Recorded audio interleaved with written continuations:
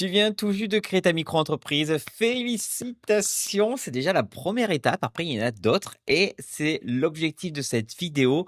Je vais te donner les 8 étapes à faire après avoir reçu ton numéro de SIRET quand tu es en micro-entreprise. Qu'est-ce que tu dois faire? Allez, c'est parti. La première chose, c'est faire la demande d'ACRE. Alors, ça, normalement, tu dois pas attendre d'avoir reçu le SIRET. Tu dois le faire une fois que tu as déposé ton dossier à l'INPI. La demande d'acte, c'est une demande à faire, attention, sous condition, pour pouvoir bénéficier de l'exonération de 50 de cotisation sociale. Donc, ça se fait le jour de la création, donc le jour où tu déposes ton dossier de création de micro-entreprise. Et si tu l'as pas encore fait, tu peux le faire, même si tu es un peu en retard. Il vaut mieux que tu le fasses la demande et que il te le refuse que tu fasses pas du tout la demande. Il y a un formulaire à remplir, je te le mets en lien en description. Et surtout, une condition à remplir. Donc voilà, les conditions, elles sont là. Donc regarde bien, fais une pause, fais ce que tu veux, tu regardes bien les conditions et si tu réponds à une seule de ces conditions, tu peux en faire la demande. Pour ça, j'ai fait un tuto vidéo sur ma chaîne YouTube, je te mets le lien en description pour pouvoir faire la demande d'ACRE, les papiers qui vont te demander, etc. Et j'ai même un petit outil qui te permet de remplir la demande. La deuxième chose, c'est ouvrir un compte bancaire dédié. Alors, je te rassure, tu as pas d'obligation d'avoir un compte bancaire professionnel, c'est pas obligatoire. Par contre, c'est vivement recommandé. Pourquoi? Parce que quand tu vas passer à la TVA, tu auras pas le choix d'avoir un compte bancaire professionnel parce que sinon tu pourras pas payer la TVA et pour certains cas, par exemple pour la CFE, ça peut aussi bloquer.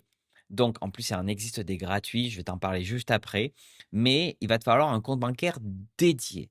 Dédié, ça veut dire que toutes tes dépenses, professionnelles et même, tout ce que tu reçois pour ta micro-entreprise, par exemple, tes recettes, tes factures et cetera, tu, dois avoir un seul compte pour enfin un seul compte, un compte pour, gérer tout ça. Tu dois pas le mélanger avec ton, compte perso, par exemple. Je vois beaucoup de gens qui le font, mélangent le perso ou les pros sur un même compte. Le problème, c'est que si tu as un contrôle URSSAF, ils vont devoir te demander de justifier tous tes virements perso aussi que tu peux avoir pour savoir si ça vient de la micro-entreprise ou pas. Donc, le compte bancaire dédié est obligatoire si tu fais plus de 10 000 € de chiffre d'affaires à l'année pendant 2 ans. Et il existe des comptes pro gratuits, je te les montre juste après. Voilà, là, les trois que moi je recommande, par exemple, Indie. Indie qui permet d'avoir un logiciel de facturation, comptabilité et avoir un compte pro, tout ça gratuitement. Alors, c'est surtout spécialisé pour les activités BNC, mais ils font aussi toutes les activités commerciales, artisanales, etc. Et ils sont en train de mettre en place le dépôt de chèques. Donc ça, c'est top. Et surtout, ils ont le compte bancaire professionnel qui est gratuit. Donc ça, voilà. Indie est vraiment top. Tu as Shine si tu veux le dépôt de chèques et surtout le dépôt d'espèces. Donc Shine le permet. Pareil, ils ont un compte, un pro gratuit. Et derrière, tu peux déposer chèque et espèces. Par contre, ils prennent une petite commission dessus. Oui, j'ai un truc à l'œil. Et tu as SumUp. SumUp, un peu moins connu, mais SumUp, c'est ce qu'ils font les mini TPE que tu vois un peu derrière moi. En fait, c'est une solution où ils ont le mini TPE et un compte bancaire professionnel gratuit. Et ça, moi, je recommande surtout pour les activités artisanales ou si par exemple, tu fais la médecine douce, mais en direct avec les gens. Par exemple, je sais pas moi, tu fais du massage, tu fais du reiki, et cetera et que tu as un contact physique avec la personne, enfin, visuel, bon, tu m'as compris, hein? Ce meuble, c'est très bien parce que tu peux te faire payer directement sur le compte bancaire, soit par carte, soit par, lien de paiement, soit par virement et cetera et ça, c'est top. Si tu te dis: «Ouais Florian, mais moi je sais pas lequel choisir entre les 3 ou les autres» et j'ai fait un comparatif, un genre de un comparatif, surtout un quiz. Tu réponds au quiz et il te donnera à choisir quel est le compte bancaire professionnel dédié qui te, correspond. Donc je te mets aussi le quiz en description. Après, prochaine étape, c'est prendre une assurance professionnelle. Donc, il y en a qui existent plusieurs. Dans certains cas, c'est obligatoire. Par exemple, la responsabilité civile professionnelle, elle est obligatoire, surtout pour les activités du BTP, certaines activités réglementées. Par exemple, j'en sais rien moi, les agents commerciaux en immobilier, et cetera.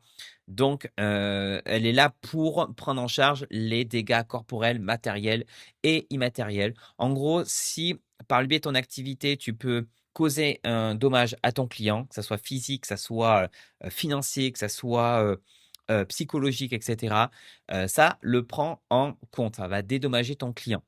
Alors, je vais prendre d'autres des exemples. Par exemple, je suis pet sitter, je garde les chiens, de mes clients et si un jour, je sais pas moi, chez la personne, je casse un vase, je casse quelque chose ou alors je promène le chien, le chien se blesse ou blesse quelqu'un et cetera, l'ARC Pro, dans certains cas, peut le prendre en charge et dédommager ton client ou la personne qui a été, qui a eu le risque, on va dire. Donc elle est pas obligatoire pour tout le monde, mais elle est vivement recommandée. Tu en as pour 10-15 € par mois. Je vais t'en parler juste après. La médiation de la consommation, c'est encore autre chose. Ça, c'est obligatoire si tu factures à des particuliers. Que ça soit une fois, que ça soit 10 fois, que ça soit en ligne, que ça soit en physique, que ça soit de la vente, que ça soit de la prestation de service. Dès lors que tu travailles avec des particuliers, tu dois prendre un médiateur de la consommation. J'avais fait une vidéo assez complète sur le sujet. C'est un organisme qui va protéger les droits de ton consommateur, de ton client consommateur en cas de litige. Et c'est pas parce que tu as une responsabilité civile professionnelle ou une assistance juridique que tu n'as pas besoin de prendre la médiation. La médiation, elle est obligatoire. Ça coûte 30 € pour 3 ans, donc tu es tranquille. Et après, tu as l'assurance décennale qui est obligatoire pour les activités du BTP, au moins une grande partie d'activités du BTP. Mes recommandations, donc tu as Horus qui fait à la fois les RC Pro et qui fait aussi les décennales. Donc Horus, pourquoi je recommande pour la RC Pro?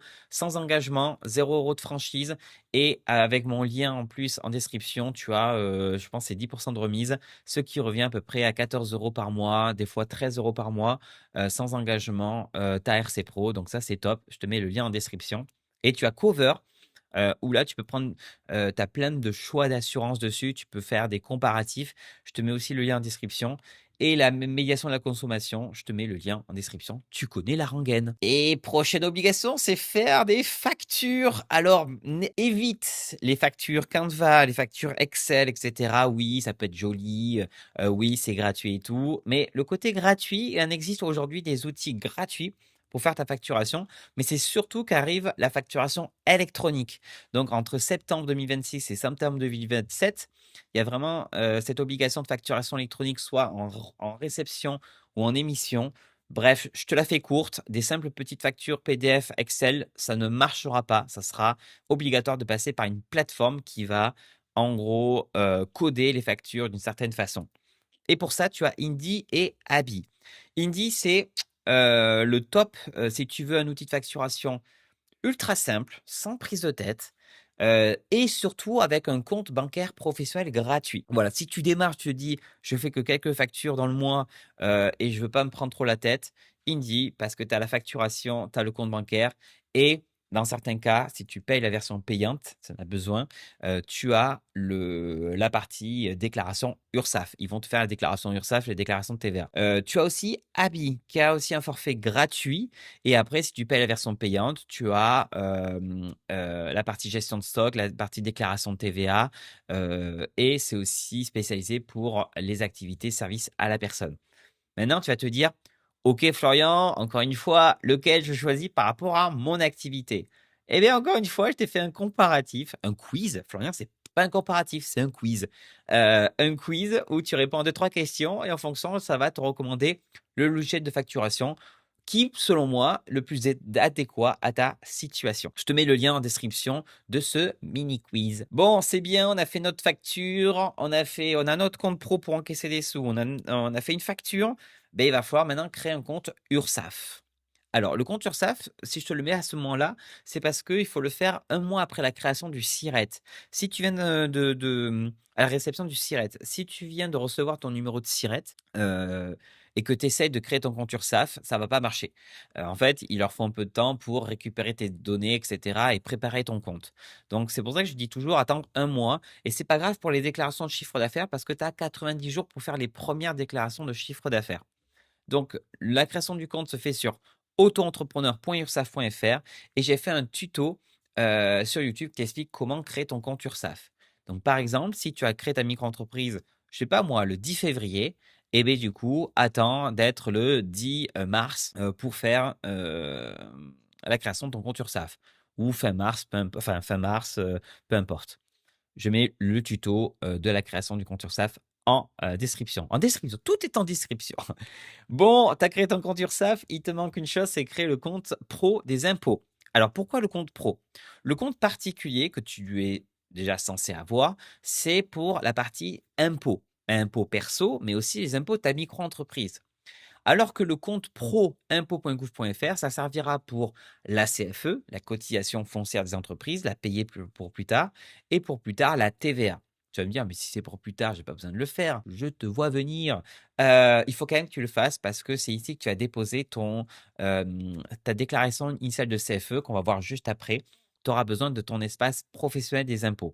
Donc ça, attends 1 mois et demi, voire 2 mois après la réception de ton SIRET pour pouvoir créer ton espace pro des impôts. Ça se fait sur impôts.gouv.fr. Ça met 4 semaines à créer ce compte-là. Donc, n'attends pas le dernier moment. Et encore une fois, j'ai fait un tuto vidéo sur YouTube sur comment créer ton espace professionnel. Je te le mets en lien en description. Allez, on continue. Déclarer le chiffre d'affaires. Donc, mais ça, c'est normal. Tu as fait ta première facture, tu as encaissé ton premier chiffre d'affaires sur ton compte bancaire dédié.